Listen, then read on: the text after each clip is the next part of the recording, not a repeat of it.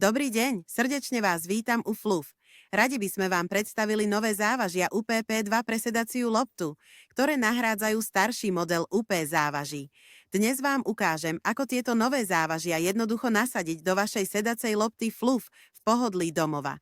Tu máme závažie UPP2, ktoré je štíhlejšie a stabilnejšie ako staré závažie. Je ľahko recyklovateľné, pretože je vyrobené z dvoch rôznych materiálov, ktoré sa môžu ľahko oddeliť. Pred vložením závažia je dôležité, aby bola lopta úplne nafúknutá. Potom rozopneme zips a opatrne vyberieme ventilový uzáver, aby sme mohli trochu upustiť vzduch z vnútornej lopty. Tým sa medzi obalom a vnútornou loptou vytvorí priestor, ktorý by mal byť veľký na pohodlné zasunutie ruky.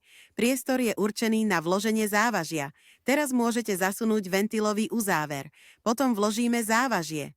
Obe jeho strany sú rovnaké, takže nezáleží na tom, ktorá smeruje dovnútra. Dôležité je len to, aby bolo umiestnené čo najpresnejšie do stredu.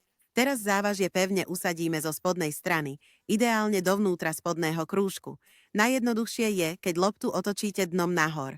Je dobre vidieť, že spodné závažie je o niečo menšie než dolný kruh a musí byť umiestnené presne uprostred. Teraz môžete ventilový uzáver opäť vybrať a potom loptu znovu úplne nafúknuť.